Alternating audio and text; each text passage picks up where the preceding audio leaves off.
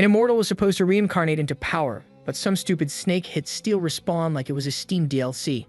Now the snake's rocking divine memories, Minecraft enchanted golden scales, and superpowers out of this world. Only catch, he's terrified of literally everything except kaiju-sized murder machines, which he accidentally keeps sending to the Shadow Realm like it's Tuesday. The sun is setting below the horizon as the people rush in chaos and fear of the dark. It's not like there's a Bujiman out there hunting them down, but rather a fearsome black snake that always comes out after sunset. The townspeople are terrified after hearing the news of the black snake devouring 2 people at the mountain god's temple, with one of those people even boasting the ranks of a Taoist. Now, while they haven't heard of it devouring anyone in the past few days, there are rumors that the snake has been eating chickens and ducks close by. Worried, the children even suggest bringing the damn chickens inside to protect them from the horrifying monstrosity. The atmosphere stoops anew low, it's cold, and the people fail to comprehend why. Hidden in a house are 2 gold eyes. The black snake heard everything amidst the chaos, and is pissed off that these dumbest people are calling him an old fart. Bro doesn't even think he's scary, and keep in mind, he's saying this while tightening his grip around a human. As for the mentioned people that disappeared 2 days ago, the black snake is indeed responsible for devouring them. Actually, let's go back and see what happened to them. A man came rushing to beg for the mountain god's help. Apparently, he had devoured a bunch of human pellets, which are extraordinarily important for human cultivators to boost their strength. Pleading and begging before the mountain god, the man cries and seeks ultimate mercy. At the time, the snake didn't know what this guy was talking about because Duolingo didn't exist for him to understand the human language. So doing his best, the benevolent snake decided to chuck the guy into his mouth, hoping to soothe his suffering. Shortly after he ate this guy, another dude came rushing in. This guy was pissed off because the black snake had just eaten an important cultivator who was being trained under this old dude for a decade. Seeing him in so much disappointment and pain, our adorable little snake decided to eat him too. Within his belly, the 2 humans could finally enjoy a happy reunion. At the time, the black snake had no idea that swallowing these 2 people would play a huge role later down. You see, the little snake ended up being blessed with enlightenment from Albert Einstein himself. This was the turning point from where it came to learn about countless things that were beyond the scope of its knowledge before. Reflecting on the past, the snake realized that the hunters chasing him were actually dubbed the snake catchers. Points for originality there, 10 out of 10. Hailing from the snake-catching sect, these third-rate ninjas are cultivators extremely capable. The black snake vividly remembers them being able to take down an enormous python, highlighting the tremendous skill of the cultivators. Well, cultivators in general are a special case. They train their strength, refine their chi, solidify their foundation, and even work on their core. Finally, there's the all-powerful mass and soul stage representing peak strength above all. The tiny snake's previous escape attempts were largely thanks to luck, even though it was scared as shit every time. He knows that humans are the most frightening creatures of all, and then there's the cultivators who are even more terrifying than the rest. With its newfound intelligence boost and big brain skills, the black snake is fully intent on surviving to the best of its ability. Fearing that he will be caught by the humans if he hunts them down, the black snake decides to set his sights on devouring some poultry animals. His gaping stomach is killing his mood, and he's ultimately disappointed to admit that chickens don't fill up his belly as much as humans do. Suddenly, he recalls important details. The adventurous snake remembers that there's one particular family raising pigs in Chenjia town, so he sets his sights to go there. Before leaving, the snake catches a glimpse of a wall portrait. Ever since it gained the ability to think for itself, he realized that humans are fond of naming things. Admiring the story of Xu Xian and merging his moniker of the old black snake, the creature finalizes his new name as Xu He. The night is young and the humans are nowhere to be found. Setting his sights on his target, Xu He arrives at the poultry farm and targets the pigs. Towering over the barricades, he observes his sleeping prey. Just looking at their fleshy bits makes it salivate to devour them already. Sharply scanning its environment, Xu He realizes that no humans are nearby. Instantly, he jumps and devours one of the fat pigs just like me, stealing that last slice of pizza. His destructive pounce leaves the rest of the pigs scattered in fear, oinking away and making a ton of noise. Fearing that his noisy prey will wake up the humans, and irritated, Xu He clenches another one of the pigs in its mouth, promising to devour another one. With a bunch of pigs now resting in Xu He's belly, the little bro is happier than ever and doesn't want to move an inch. Bloated and deprived of energy, the gigantic snake decides to take a short nap to digest the food, knowing that there were plenty of hours until dawn. 1 hour later, a new problem arises for the black snake. Human sounds can be heard arguing in the distance, while Xu He wonders what's going on while being half asleep. Turns out that a bunch of bastards decided to beat up a man named Chen Fan to death. They're planning to drop his body by entering the barricades and hoping the pigs will do the rest. Fearing for his life, the snake quickly rattles and swirls up to the roof. Observing the scene from above, Xu He is terrified for his life and hopes that the humans fail to discover him. The two men who've just killed the innocent guy are proud enough to leave his corpse in the pigsty unattended. The moment they exit the barricade is when our noodle boy decides to come around and take a look. He sees the corpse bloodied up and bruised on the ground, which definitely isn't a good sign for Shuhei. But there's more. Suddenly, the corpse pops open its eyes like it were a zombie, scaring the crap out of our little noodle boy. Coughing blood, the man recovers himself, and instead of fearing for his current state, this guy is celebrating like a maniac.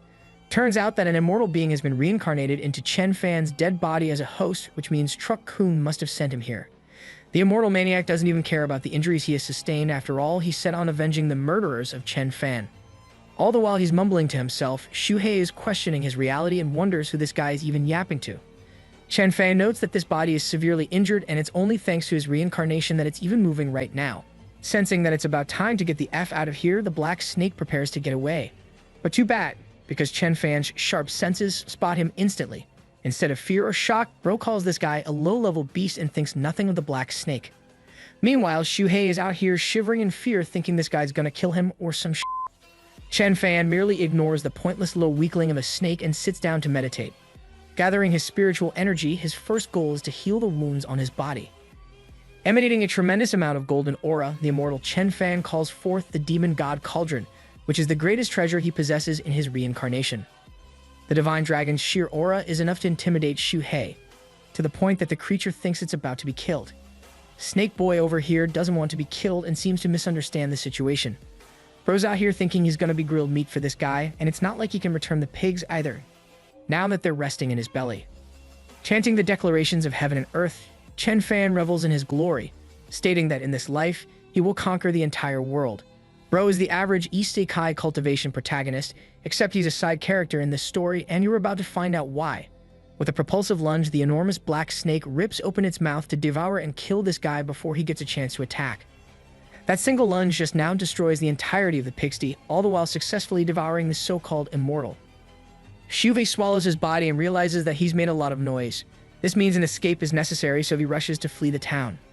As for Chen Fan, Bro's pissed the heck off, chilling inside the snake's belly. Even as the low-level beast's guts are squishing him in, the immortal thinks that it must truly be dealing with the dumbest of all beasts for daring to challenge him. Chen Fan even gave the snake a chance to run away, and now he's gonna do its best to obliterate it from the inside. And so this man starts lasering down punches of doom, so strong that the black snake literally implodes from each hit, its stomach gushing in pain. Shuhei doesn't know what to do as he helplessly questions how Chen Fan is capable of blasting spells inside. The immortal tears apart the snake's flesh, pushing it aside and making his way, inflicting pain beyond what Shuhei has ever felt. In a last-ditch effort, the black snake attempts to use its demonic core, but that trump card is pointless as Chen Fan manages to locate it first. The immortal pities Shuhei's demonic core and sucks the life out of it, shattering its essence. This leads to an even more anguishing ride of pain for the snake. Its literal flesh is ripping apart at this point. Completely defeated, the snake spirals and starts rolling into the debris. By the end, it even endures a piercing wooden pike impaling its upper mouth.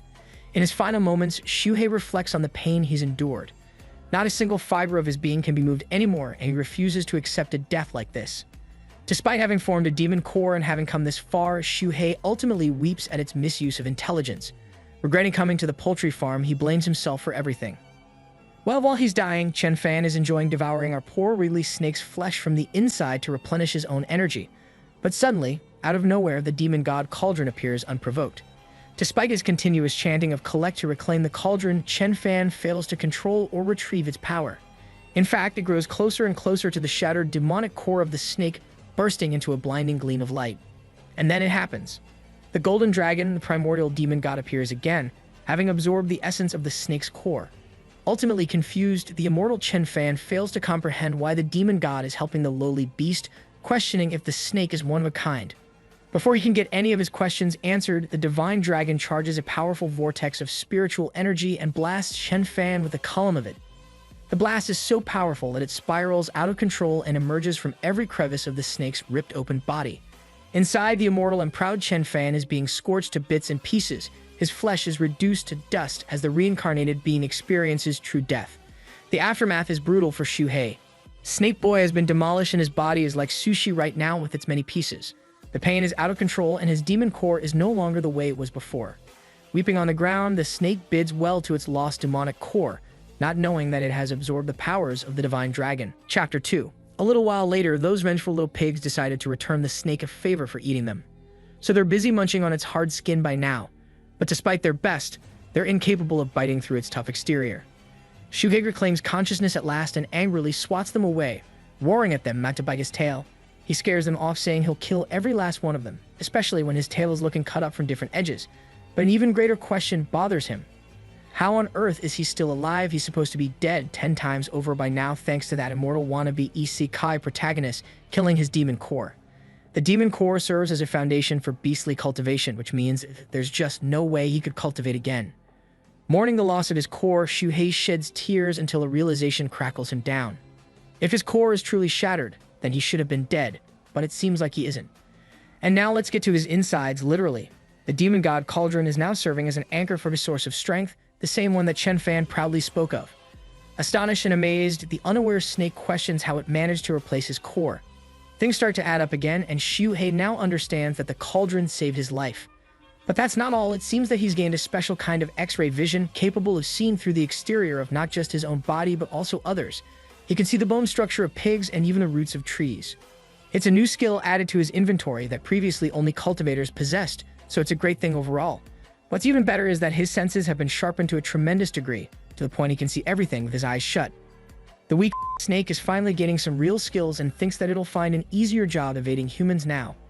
If you thought that was something, let's welcome another surprise. Inside its tiny little brain is now an ever-expanding bloom of enlightenment. It's as if Shuhei has been blessed by the knowledge of Chen Fan's original cultivation path.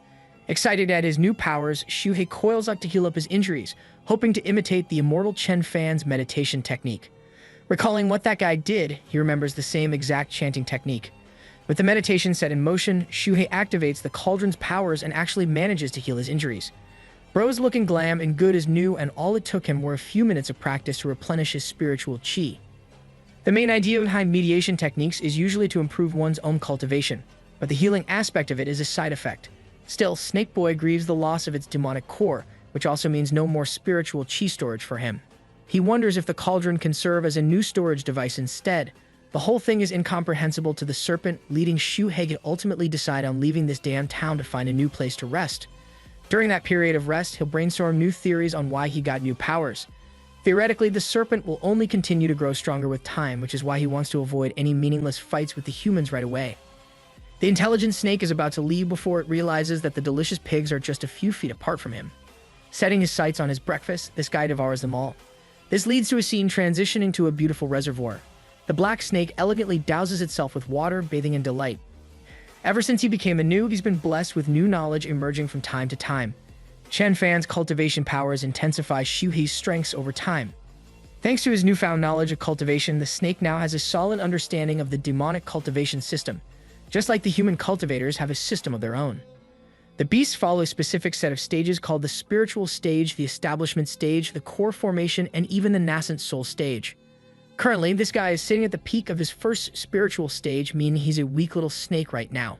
However, his strength compares to an average cultivator's chi refining stage, since demonic beasts have stronger stages in general. The snake longed to become as monstrously powerful as the beasts that were capable of splitting the heaven and earth with their might. He wanted to become a divine being just like that, and in order to prevent being hunted down by the frightening cultivator's sect, he needed to find a way to become stronger. And that's how Shuhei honed his cultivation prowess, entering a meditative state and chanting the same words as Chen Fan once did. He's actually been keeping at it for a few days, practicing the arts in a secret cave. After testing some of his skills, Shuhei learned that he could do way more than just heal his injuries via cultivation. It also cleansed his body of any impurities and also gave him the ability to shed quickly. One whole week has flown past, and the once weakling snake is now empowered in its epic glory. Some of his physical changes are as follows. Horns have experienced growth, scales have thickened, and its appearance has become more majestic. Or so this wannabe Arnold Schwarzenegger thinks. Because one thing has been pissing him off the most so far, his tiny little damn size. The gigantic snake has shrunk from its enormous size to now standing at a pitiful 6 centimeters. And I thought I was insecure about my height, this poor guy is having a field day over here. Right now, bro can only look tough next to a damn sparrow. Pissed off, he squashes the damn bird and eats it right away. Despite his reduced size, one thing is for certain. Shuhei's strength has experienced noticeable growth. But not just that, his flexibility has also increased, which means at his best, he can take down larger prey with ease now. Thanks to his confirmation of the cauldron merging with his demonic core, Shuhei can literally feel the chi accumulating and pumping at a crazy rate, verging at the edge of a breakthrough. But here's the downside to it. The whole process leads to an immense drainage of energy. Noodle Boy is having an existential crisis just thinking about his daily workout routine at this point. The reality is he needs to hunt larger prey to cultivate stronger and faster for a breakthrough. And that leads us to a confrontation with the wild boar in the field. The boar is unaware and enjoying its watermelon in delightful fashion. Unbeknownst to the beast, a little snake has set its sights on swallowing it whole. However, it's important to highlight that this is a severely risky encounter for Shuhei, as beasts can be dangerous to handle. Using his stealth, the sneaky snake grows overconfident in its cultivation abilities, thinking that he can easily defeat the less intelligent beast. Hilariously, the boar ends up snapping in Shuhei's direction after sensing his presence, causing Noodle Boy to hide. The adorable guy is coiled around, hidden in the grass field with a rock clenched in his jaw. With this secret little rock, he's gonna achieve the feast of its lifetime. Wriggling and crawling closer and closer, Shuhei remarks that the boar has yet to notice his presence. But right as he's about to commence his attack, the poor guy's face drops in utter fear. The wild boar has officially located his presence, and this guy is about to learn what it means to fudge around and find out now. The beast roars, furious at the black snake who dared to sneak up on him. As for our little creepy crawly, the little bro runs away with tears in his eyes. As he's marching for his escape, Shuhei runs into a dead end. At this rate, he's got no chance of running away safely, so he adopts his original strategy and grabs all of the nearby rocks in one final attempt to survive. Using his tail, he fires away the rocks, acting as projectiles in his favor to smash the boar's face. Yup, I bet you weren't expecting a rock-throwing snake in your recommendations today, but here we are. Here's the frighteningly shocking part. Shuhei had only been planning to injure the boar, but he chucked those rocks so damn hard that they literally smashed the boar's head, impaling parts of its body and killing it instantly. The whole thing leaves the little guy at a loss for words. It never even had the chance to have an actual battle with the boar. The anticlimactic ending is far too sudden and even intimidating for the adorable snake. Knowing that the boar is smart and might be pretending to play dead, the little guy throws even more rocks at its corpse, all of which are literally impaling the boar's flesh like literal bullets. With enough injury inflicted, Shuhei assures himself that there's not a single chance in this world that the boar is still alive. It was a close fight, but he managed to win in the end. He turns back to face the boar, wanting to ensure that a repeat of this situation never happens again. So what this psychopath does is he cuts up the boar limb by limb, making sure that it truly is dead for good. After killing the beast, Shuhei munches on its juicy limbs, eating with confidence and acting cute like he didn't just slaughter like a murder machine just now. Strangely, the snake finds the taste disgusting and vomits out odd liquid from its mouth. It's actually a blue orb, signifying the demonic core of the wild boar and confirming that he wasn't dealing with an ordinary beast just now. As you saw earlier, Shuhei was unable to devour the core even by accident, because demonic cores have tons of violent energy that can't be consumed in pure form. Brute forcing his way with the core could lead to his body exploding to a billion pieces. In order to prevent clouds with a chance of snake balls from happening, the little guy wonders how he can refine the core into a magic pill for easy absorption. The only problem is he doesn't have any ideas. Extracting an example from nature, Shuhei reflects how beasts usually devour the corpse and the core all at once.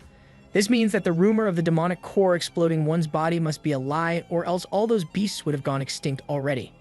The happy snake jolts up in a realization that his knowledge is limited because of the limitations of humans. Since he's a beast himself, normal rules don't apply to him, which means theoretically he could devour the core.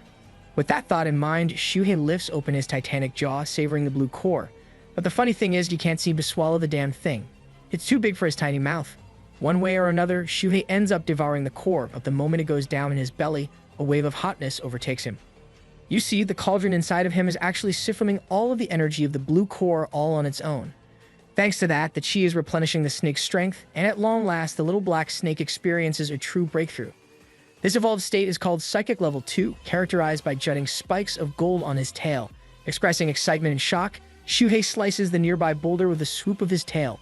Pleased with the results, he's overcome by joy at the hardness of his scales. While the same joy is met with a sudden jolt of fear because the moment he turns back around, he finds a human towering over him with a weapon armed in hand. Shivering in fear, Shuhei falters at the sight of the young boy. Chapter 3. Holding the stake up in his hand, the boy is ready to strike the black snake down. It's easily visible that he's intimidated and afraid of the snake, while our favorite wriggler is assessing his options, wondering what's going to happen, and if he's dealing with a cultivator of some kind. His fears start to take over him, and he sinks into the despair of facing an opponent just as powerful as the immortal Chen Fan. But right as the kid is about to strike the snake down, Shuhei bursts in anger, whipping his tail so hard that it demolishes the kid's weapon. Using this as an opening to flee, Shuhei crawls away to fend for his life, knowing that he can't risk more humans popping out of the blue and risking his life. As for the kid, he's literally shocked, even excited at his chances. The kid goes back home to report the whole situation to his father, excited to reveal that he's discovered the same enormous snake that killed not only their mother but also the pig beast from earlier.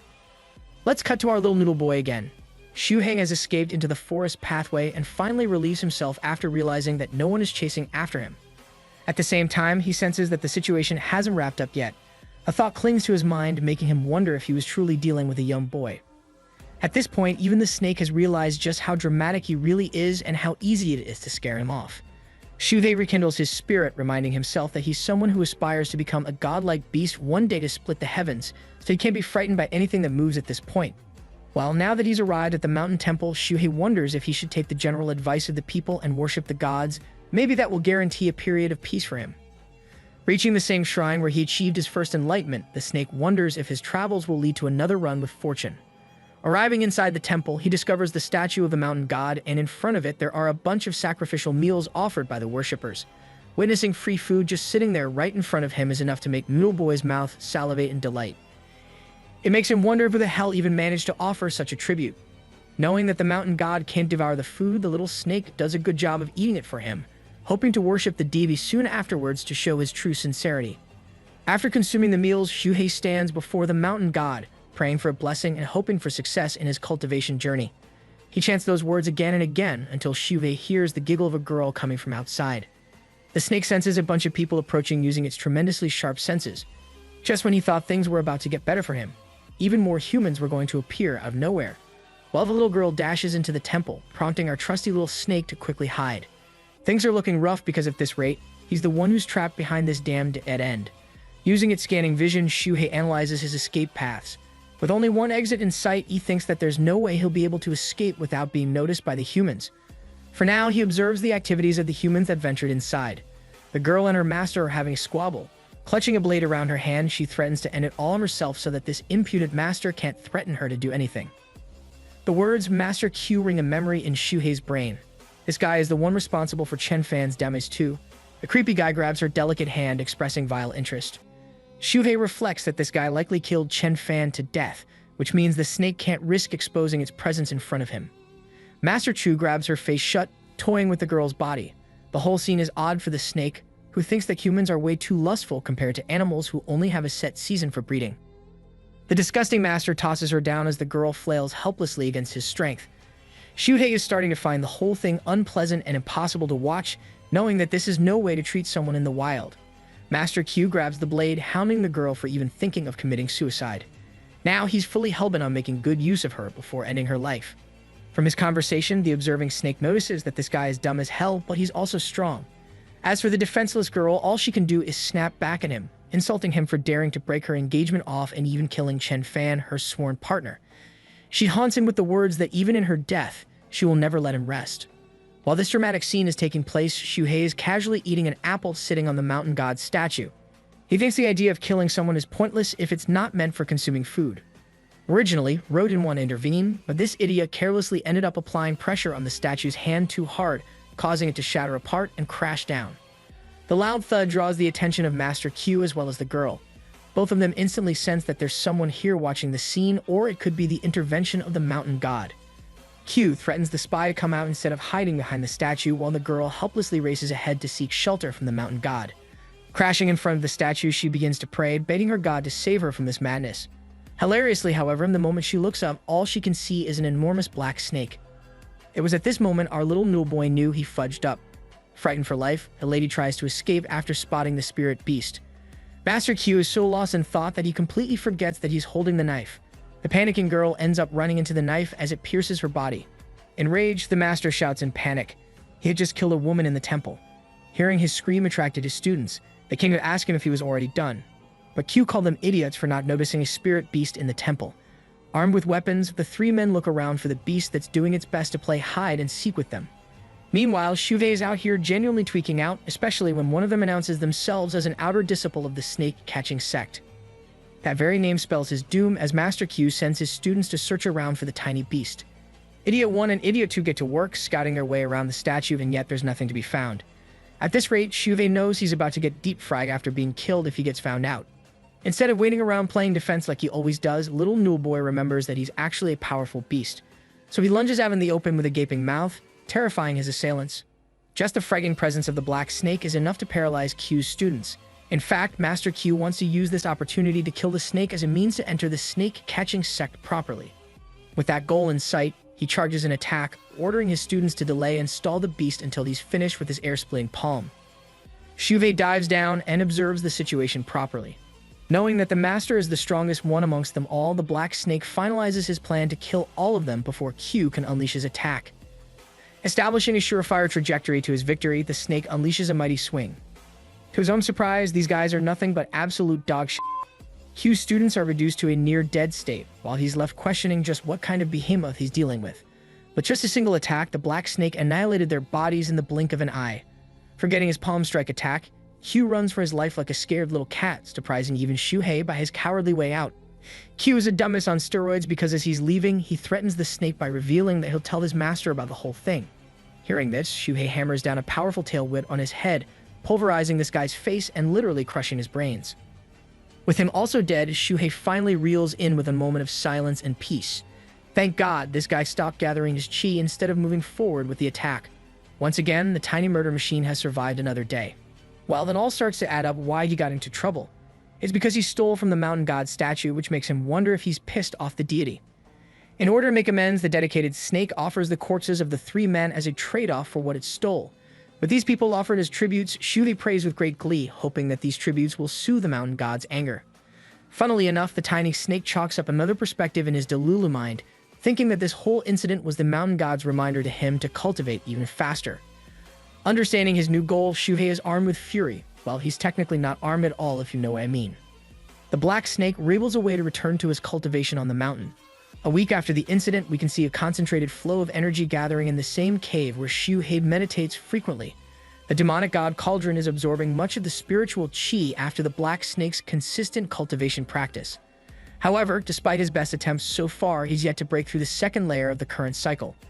Other than cultivation, Noodle Boy has been going around slaughtering beasts on the daily, except they're incapable of filling him up fully and barely help with the cultivation process too. At this point, Shuhei really wants to go look for another wild boar again. Here's the funny thing. Let's go out and explore how this apex predator actually hunts. Bro prepared. But here's the thing, the kid also spots him back from way down there. Setting his sights on the snake, the kid races off to catch the mighty beast. Panicking, Shuhei dashes up to the tree hoping to hide from the annoying child. The kid stops by the tree and actually leaves a big pile of fish for the snake.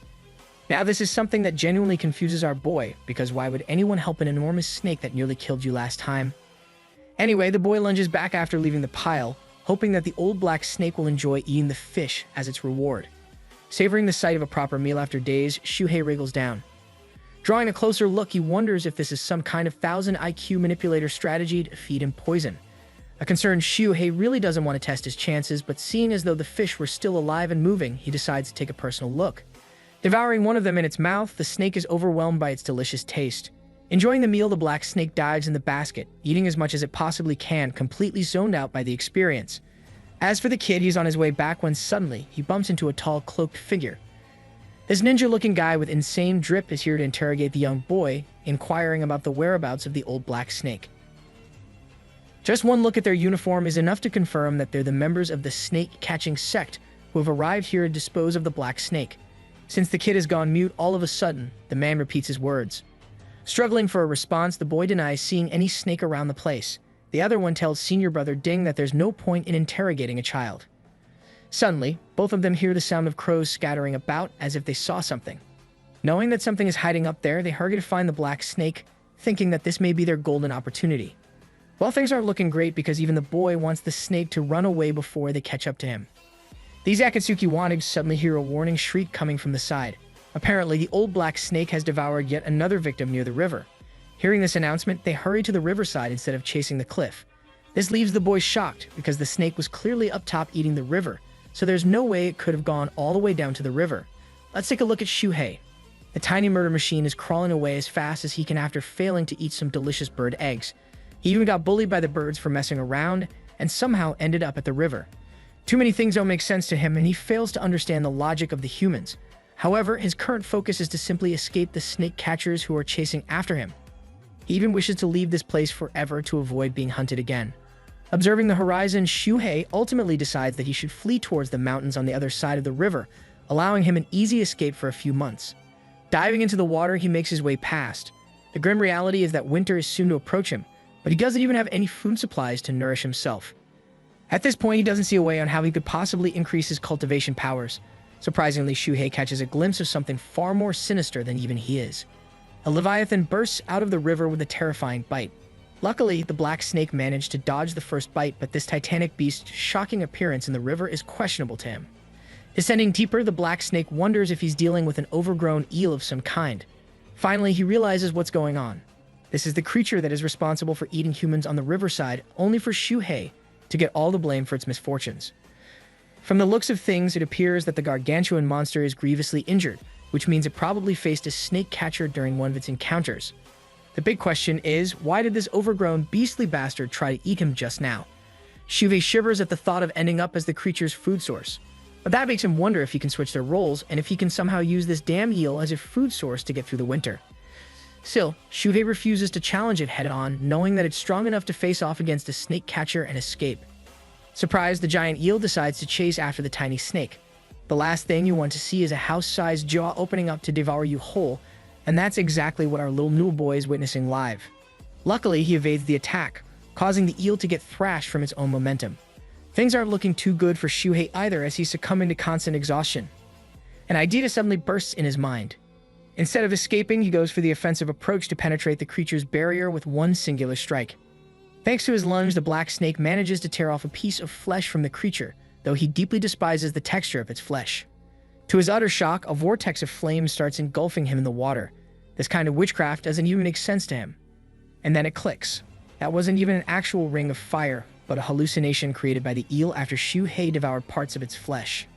The gargantuan creature uses this chance as an opportunity to devour him whole. With no other way to run, Shuhei taps into his ancient knowledge of cultivation using Chen Fan's memories. Recalling the technique to dispel the illusion, the black snake centers itself to remain calm, gathering all of his energy into a singular point.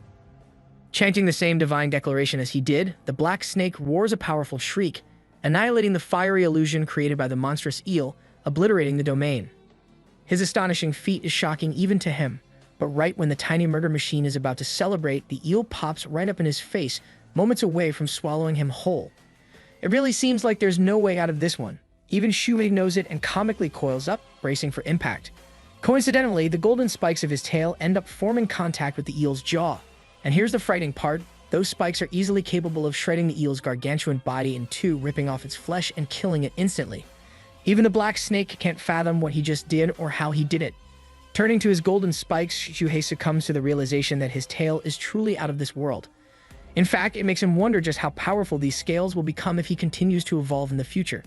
At the same time, Shuhei doesn't want to get in over his head, knowing that he narrowly escaped death this time and pretty much only managed to win because the eel was injured before. Right now, he needs to leave and fast, erring on the side of caution to hide in the mountains. In the following scene, Tiny Noodle Boy has piled up a bunch of savory meat for the winter for months to come. With this, he can cultivate safely without worrying about shortage of food. What's more is that he also obtained a red demon core, which will allow him to reach the third spiritual stage. As he's picking apart the eel's flesh, Shuhei is startled when he sees a badge of a snake catcher, confirming that this same behemoth actually killed a powerful cultivator on its own. Hilariously, the little snake offers a final prayer to its fallen comrade. After all, he did help eliminate a snake catcher from this world. Promising to continue the eel's wrath upon his enemies, the black snake chucks the orb in his mouth. Once again, it's far too big for him to swallow easily. Knowing that the snake catchers are actively hunting for him, Shuhei grabs his pile of eel meat and runs off to hide with the orb still hanging in his mouth. A while later, the two snake catchers from earlier arrive at the same spot, observing the jaw of the overgrown eel. The sight of this creature now confirms to them that the black snake wasn't responsible for killing someone near the river. However, it also confirms that the snake fought off this eel and managed to kill it. Wondering if they should chase it or not, the snake catchers fear running into a huge bear beast which could pose a challenge to them. The mountain iron bear is powerful, and even if they did their best to find the old black snake, chances are they'll run into the bears even sooner. At this moment, Ding's partner highlights a story of the black snake devouring an alchemist and his human pellet. Long story short, he wants to say that the effect of the pellet must have altered the black snake's body to some extent, and since Ding has been stuck at the third stage of refinement for quite a while, this can be his golden opportunity. An excited Ding likes the idea of secretly hunting the snake for themselves, but at the same time, doesn't recommend venturing the mountains all on their own, because at this rate, they'll suffer a casualty sooner or later. Ding's partner assures him that things will be fine for them in the few months to come, because the winter will cloud the mountains in snow, forcing the bears to hibernate during that time. Letting go of the hunt this time, they promise to make a huge profit upon their return during the winter season. Meanwhile, our little noodle boy has successfully found himself a warm place to enjoy for a few months to come, emphasizing the start of his cultivation cycle once more. And so 2 months flew by, the chilling cold overwhelmed the forest. All this time, the black snake has been trying his best to break through and reach the third stage, but so far his efforts have been in vain. It's much more difficult than he thought, and despite having refined the demonic core from his previous harvest, he still hasn't achieved a complete breakthrough. Despite his unsuccessful attempts, there is some good news. 3 more golden scales popped on his tail, which is a sign of growth. The spiritual mist of the cauldron is actually full to the brim, which means Shuhei is touching the peak of the second stage right now. All he needs is just a final push to tear his way to the third stage. Emerging out of his cave, he goes to find his last few remnants of the eel's flesh. The problem with the winter is that it has stiffened Shuhei's body to a considerable amount. To make things worse, he doesn't even have any food supplies to go off of. The best he can hope to achieve is to hibernate and wait out his days until spring arrives. Then he can escape the mountains and locate some nice food, even allowing himself the chance to cultivate again. Or so he thinks, because his enemies, the snake catchers, have already set foot on the land. They're actively patrolling the area looking for the black snake. Ding is willing to pay people to look for the snake and reminds them to be careful in their investigation. The people are glad to be of help as they belong to the snake village. The only thing they're best at is finding snakes. They've even brought 2 hunting dogs for the job who are expertly trained to search for the snake's scent. The 2 snake catchers let the villagers locate the snake's lair. At the same time, the villagers don't like the condescending attitude of the snake catchers for looking down on him like this. One of them argues that it's the snake catchers giving them a favor. This guy is dreaming of the days he'll allow his child the chance to study. Well, that mellow moment comes to a close when the hunting dogs bark around, having located a scent right away. Shocked, all of them gather around to locate the old snake's lair. The snake catcher pushes them aside to investigate on his own. The worst part is the tiny murder machine is actually resting inside, fearing for his life. Right now, he's at his absolute weakest with a body so pathetic that he can't even run away or fight them back. Having located the trails of the snake, the villagers politely ask for their reward. However, when the snake catcher inspects the trails, he discovers that it's actually the feces of a bear instead. It's shocking news to the villagers because their dogs are experts in finding snakes and have been trained for that purpose. Pointing to a gigantic cave nearby, the snake catcher orders the villagers to head inside and investigate. While Shuhei is just happy that he managed to fool them again. You see, having gained intelligence, he has become crafty and knows how to build traps. So what he did was block the cave with stones and even covered it with branches filled with bear feces. After that, he dug a huge hole down the bottom, ensuring his safety. While his plan worked out in his favor, the villagers and the snake catchers are restless in their investigation and haven't given up yet. Ding's partner informs him that they're still dealing with a snake hole over here, even if it's covered with bear feces. Ding confirms that they actually don't need to look beyond the snake hole in the first place. The only reason he sent the villagers off to the cave is to get rid of most of them. The villagers drawing near the cave's entrance have no idea of the danger they're playing with. Even they're skeptical of the whole thing because the old black snake couldn't have possibly dug up such a large entrance. To make sure the villagers face their demise, Ding's partner decides to personally step down to provoke the monster out of the cave. He slides all the way down to meet them. Meanwhile, the cunning snake is observing the whole ordeal. Even Shuhei thinks it's utterly ruthless to betray your own companions and dubs the humans as heartless monsters. While he's catching sympathy for the villagers, he suddenly realizes that he's the one in real danger here. The snake catcher Ding is hovering just above the hole, which means he's not going to leave until he finds Shuhei. The good thing is that they're currently searching for the Iron Bear, which could actually end up in the tiny murder machine's favor. Using their strategy, he could potentially squeeze the life out of the bear, consume it, and break through the third stage. After achieving its powerful evolution, the snake will have enough strength to defeat both of the snake catchers. However, his plan is only sensible in his imagination, because right now he's not even in a state to kill a powerful bear, which might prove to be way stronger than he is right now. Then there's the fact that devouring a large bear in front of their eyes is going to be an impossible task. But here's the thing, this Ding guy is some sick psycho. He actually sent his junior brother down there to die, just so that he could kill both of the beasts himself and achieve his evolution. Knowing that there might be a potential fight breaking out between the two snake catchers, Shuhei awaits his chances, slowly coming out of his hideout and sliding towards the entrance. Ding's partner returns to him and explains that he successfully led the villagers inside. And while their horrific screams can be heard as the enormously large bear slams its way out of the cave, the villagers are frightened for their lives, rushing to find safety, questioning if they were misled by the snake catchers. Hurrying ahead, they inform the snake catchers and beg them to just save them this time. However, Ding calls them a heap of trash that isn't worth his time and tells the villagers to deal with their own mess by dying here. Betrayed by the snake catchers, the villagers hound them for their elaborate setup. Refusing to die, one of the elders of the snake villager prepares his arrow and successfully shoots off the satchel on one of the snake catcher's sides. Pellets of medicine pour out of it, digging their way into the snow. They're just the thing our precious little crawler needed to replenish his energy. While they're busy bashing each other with words, Shuhei enjoys the medicine. Ding's partner asks for his help to collect the medicine, but Ding himself doesn't really give a damn and awaits his demise. Thanks to Ding's savage strategy, they successfully eliminated all members of the snake village. The Iron Bear gobbles their flesh like they never even existed. The arrogant Ding thinks that these fools died an honorable death serving a purpose. But suddenly, a plot twist welcomes us. All this time, Ding was planning to get rid of his junior, when in reality, his partner had been scheming the same thing for his senior.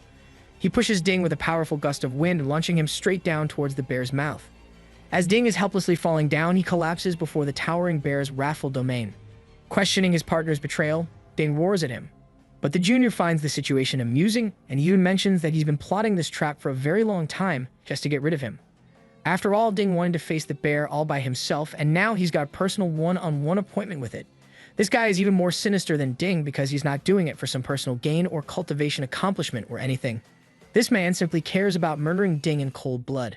Laughing at his demise, Ding's partner observes the scene in amusement as the bear is moments away from obliterating the snake catcher. In a last-ditch effort to take down the beast along with him, the snake catcher detonates an explosive talisman armed on his body. The explosion wraps the bear and annihilates the snowfield, allowing the junior to marvel at the spectacle his senior has created for him. Even being faced with his death, Ding went out in a blaze of glory and severely damaged the bear, though his own body endured a brutal end as well. With this, the snake catcher intends to return to the sect to report the current situation. No longer does he want to involve himself with the Iron Bear, knowing that the beast is enraged and out of his league. The situation ultimately resulted in an ideal success for Shuhei. Not only did one of them die, but also the bear is supremely wounded now. The legendary plot twist of all plot twists has served the perfect path for him to come out at last, revealing his domineering presence. That badass entry is halted when the snake realizes that there are 2 more pills just resting outside the entrance of the cave. He wonders if he could absorb all of them at the same time. But for now, he decides to hide them behind his teeth, hoping to replenish his energy at a critical moment when it really counts. Suddenly, a pack of bloodthirsty wolves arrives out of nowhere, largely thanks to the bloodbath caused by the bear. Shuhei doesn't fear them, and actually welcomes the chance to feast on the animal's flesh. Enjoying this moment, he bursts with incredible speed, knocking one of the wolves in its jaw as a starter. Shuhei severs its head clean in front of its friends, reminding them that they're next. The black snake's digestion is supremely amped up thanks to the cauldron's powers, so he's not going to stop at just one wolf. On and on he goes to take on the entire pack all by himself. Shuhei literally tears apart their limbs, but for some reason his hunger can't be contained. Despite devouring numerous wolves, he still wants more. As for the pack, the scared little wolves quiver and try to run away, but Lady Luck must really hate them because they end up in front of the enraged bear. Shuhei wonders if the sight of the deliciously large bear is somehow making the wolves look unsatisfactory in comparison. Pissed off, the humongous bear demolishes the wolves' body, squashing them in an instant. Even after sustaining grievous injuries, the bear seems to be doing just fine, and from the encounter he saw between Ding the snake catcher earlier, Shuhei assesses this beast's skill around the 3rd stage level. Meanwhile, our tiny murder machine is sitting at the peak of the 2nd stage. Basically, there's a huge gap between them, but this little bloodthirsty crawler isn't done devouring food. His hunger clouds his judgment, and his endless thirst for food compels him to hunt more. The cauldron influences his body to target the bear beast next. Assessing the situation, Shuhei understands that though the beast has a greater cultivation ability than his own, it is wounded, so there's a chance for victory. After all, if he keeps on running away from stronger beasts, he'll never experience true growth. After witnessing the wolves get squashed like bugs, Shuhei suspects that the bear must be running low on fuel. Compared to its enormous size, he's a tiny little worm. The snake understands that he must act careful with his every move. With that thought in mind, he explodes at a tremendous speed, hoping to bite the bear's face off. Unfortunately, the monstrous bear is able to catch its body with its claw, preventing Shuhei from dealing a powerful first blow. Luckily, however, the intelligent snake uses its lightning-fast tail and slices off the bear's eyes, permanently blinding its vision. Panicking in fear and pain, the bear clutches its eyes, allowing Shuhei to run the heck away. The snake no longer wants to challenge the beast, especially when it is much stronger than the eel he fought in the river. While the good thing is that he's blinded the bear, so another attack could really defeat it. The effects of the earlier pills end up wearing off, so Shuhei uses his reserve pills from his teeth to gain back some of his strength. Powered up with propulsive force again, he shoots with a rocketing speed and connects a successful bite on the bear's neck, causing a crushing amount of pain. This psychopathic snake no longer cares about healing its wounds. Its only mission is to kill or be killed in the process. However, despite being blinded and wounded, the bear is not yet finished. Its tightening grip is genuinely starting to deal a number of damage on the snake's body, and at this point, Shuhei is confident he must have broken a bone or two in his body.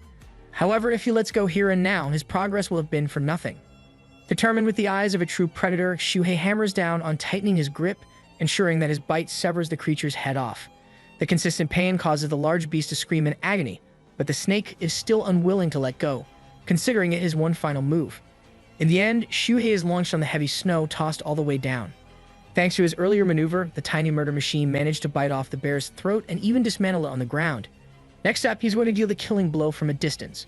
Knowing that a rock will be pointless here, he grabs a chunky log and smashes it on top of the bear's head, oozing out blood from its smashed face. The fight is over and the battle has been won by the tiny snake at last. Shuhei is still uncertain of its death, but first he wants to heal his injuries to properly inspect his kill.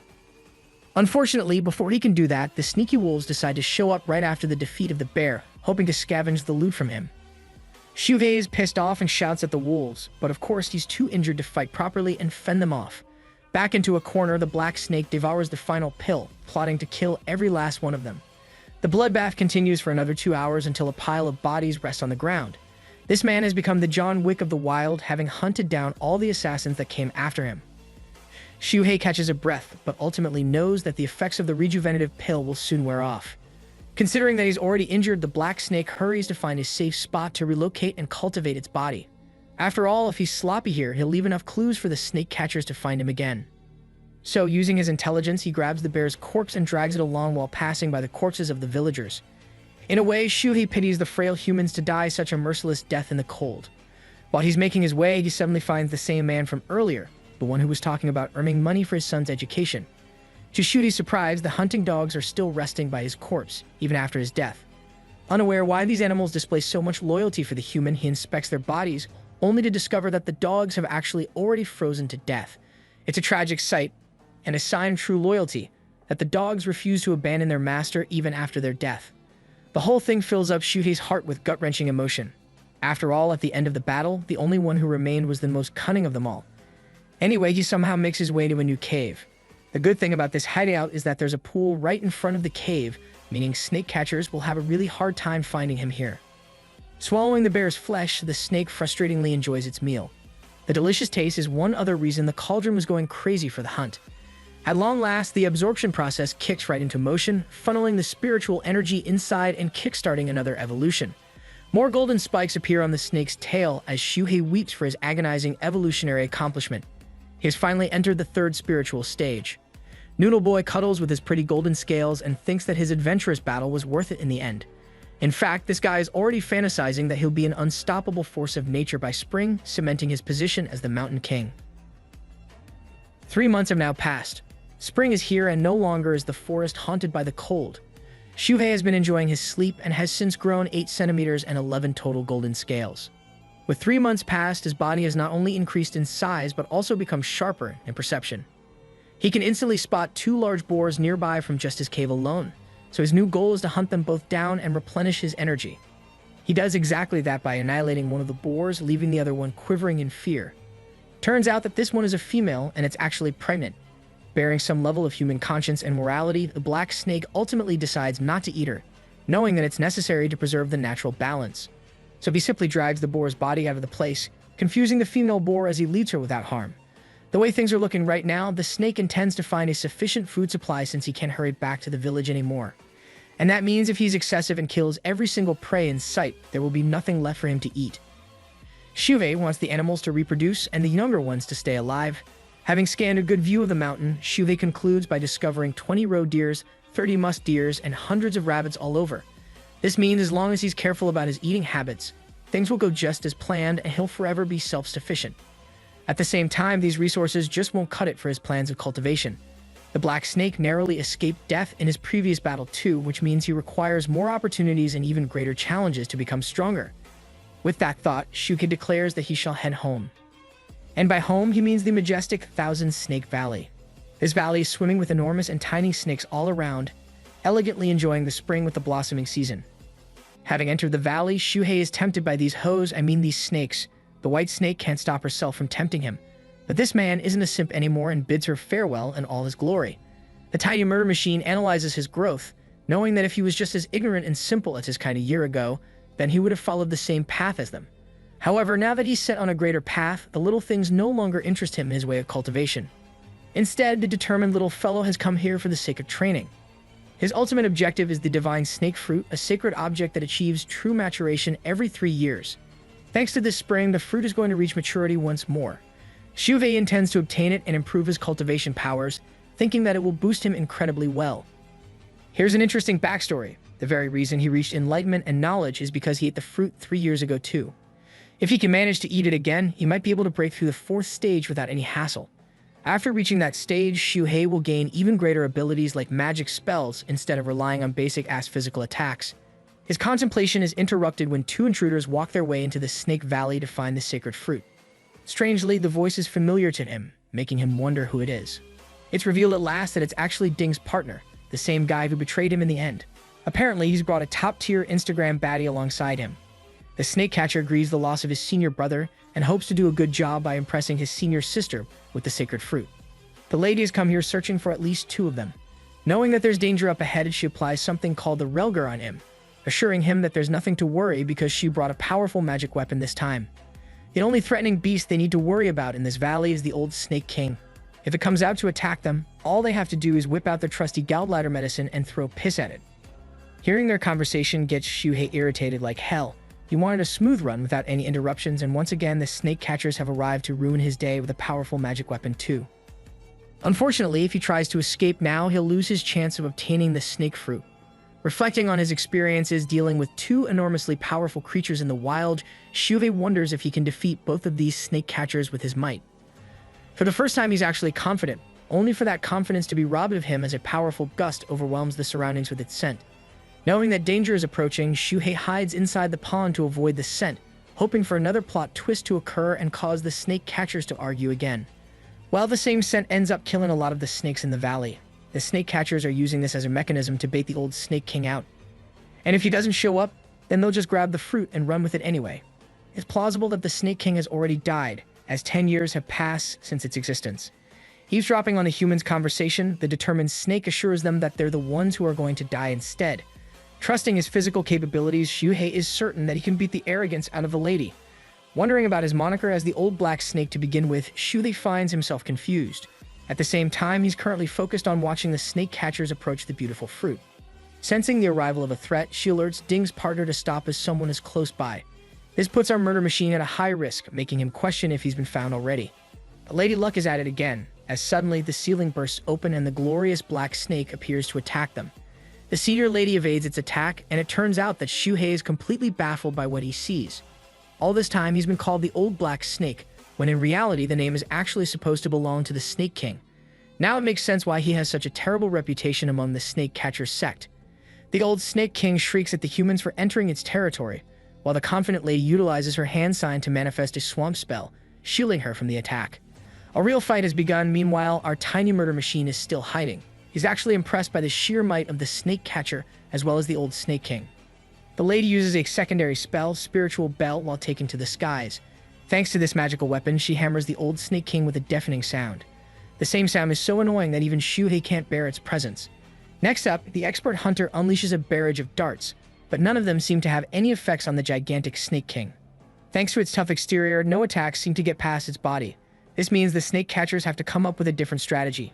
Even Ding's former partner offers to help, knowing that the beast is far too powerful for the likes of one person to handle alone. She tells Zhao to activate the Windblade Talisman, prompting him to use the spell and target the snake's body from the side.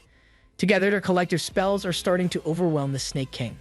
Observing the fight unfold, Shuhei finds himself utterly terrified at the sight of the lady in red. She's out here actually giving the Snake King a difficult fight. Right now, Shuhei doesn't know what he should do, whether he should devour the snake fruit or help the Snake King. There's one big problem: the fruit has matured yet, so that leaves him with the second choice. Clutching a stone with its tail, Shuhei chooses to fight, knowing that he can help out the Snake King in his own way. Now's the chance to strike, but suddenly Shuhei senses some kind of movement around the fruit tree and wonders if there's another person. He's right, there's actually this random village bumpkin who is out to scavenge the fruit while the rest of the snake catchers are busy fighting the old king.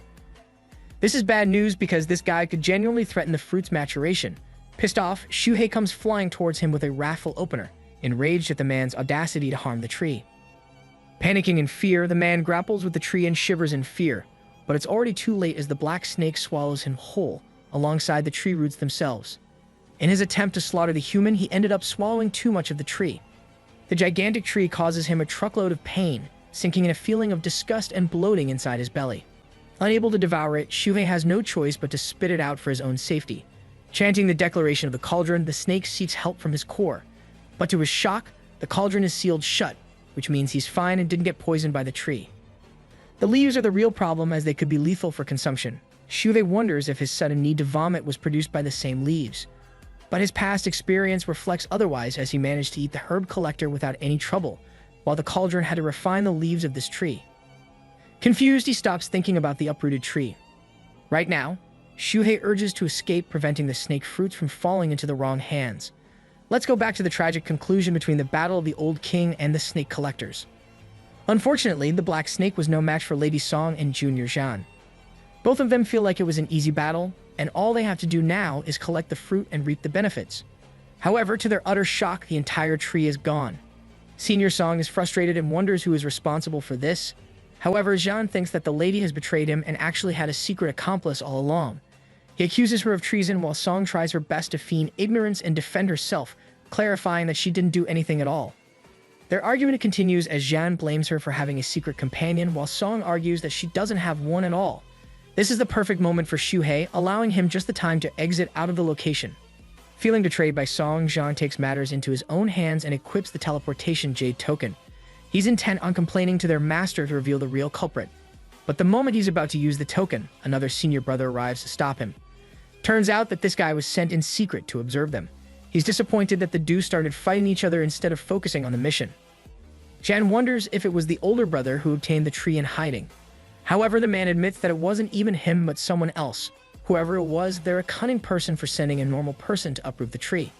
But thanks to this guy's expert tracking ability, he can easily locate the tree's location. Planting his hand on the ground, the snake catcher exposes himself to footprints nearby. Astonished, he discovers that all existing footprints have been vanquished, putting them in greater mystery. The search for the secret thief continues as the snake catcher widens his skill range. Oh, and by the way, this guy is literally at the 6th chi refining stage, which means Shuhei isn't getting past him at all. The tiny snake is fidgeting in worry and wonders if he should shut off his consciousness and pretend to act like the rest of the dead snakes. At the same time, Shuhei is drawn to the magical essence of the tree culminating from its fruit. At long last, the fruit has reached true maturation. Sensing its signal, the senior brother reports that he's discovered the scent of the ripe snake fruit in the underground area. Armed with that information, the snake catcher digs underground using his earth in motion technique, which is basically like swimming in dirt and mud. As he's clawing his way down, Shuhei senses that he's dealing with a really powerful cultivator and a magician. His only chance of survival is to devour the fruit and escape, which he does right away by swallowing the fruit's essence piece by piece. Shuhei chants the declaration for his cauldron and begs it to absorb and refine his cultivation faster and faster. The snake catcher tears his way down, even impressed by the thief's expert escaping techniques. Though he doesn't have a good grasp of his opponent's cultivation ability, one thing is for certain: he doesn't really give a damn. The snake catcher is hellbent on using his magical weapon to defeat whoever stands in his way. If his opponent is below the ranks of a foundation establishment stage, they'll be in grave trouble. Clawing his way into the ground again, the cultivator blitzes to catch the culprit. With every step, he's drawing closer and closer to Shuhei, who is virtually begging the god Cauldron to speed the heck up and finish the cultivation already. To his shock, the Cauldron actually listens to his command and sucks in the energy with even more intent. The golden energy begins to spiral across the snake's body, ripping off its flesh, growing its fangs, and strengthening every part of its muscles. From its flesh, a whole new snake body is about to emerge from the old skin. That leads us to the snake cultivator arriving right at the scene, surprised to witness the birth of the black snake's new form. Xiuhei welcomes the fourth spiritual stage while the cultivator finds himself utterly shocked. All this time, he had been hunting down a thief or a cultivator, not knowing that the true culprit responsible for stealing the tree was a snake. Xiuhei devours the tree while the snake catcher questions its purpose. He can't fathom how a beast of this caliber is capable of boasting such a level of high intelligence. The tiny murder machine sprints away to escape while the cultivator emphasizes on capturing him alive in order to study its powers back at their sect.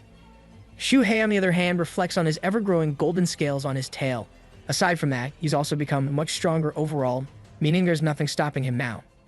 Leaping from his spot, the snake catcher attempts to stop Xiuhei and surprises him with his magical weapon. His seedier brother unleashes a top-grade spiritual treasure which acts like a mystical vine, making its way to the black snake with an absurd amount of pressure. Xiuhei senses it and realizes that he's dealing with a whip-like weapon. Quickly, he responds with a powerful tail whip, knowing that being caught alive is basically guaranteed death for him. Using his one chance to escape, he scatters the whip aside, holding his own against the cultivator. Even after evolving to the fourth stage, Xiuhei is incapable of breaking the whip. Overjoyed by the event, the snake catcher revels in the excitement of catching a middle-grade spiritual beast.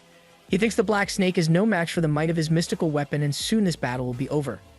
Xiuhei, on the other hand, possesses knowledge of the magical weapons and how they require the caster's consciousness, so he intends to use his own powers to neutralize the cultivator's consciousness, preventing the weapon from harming him. Thanks to his overflowing surge of energy, Xiuhei is unable to push the golden whip back.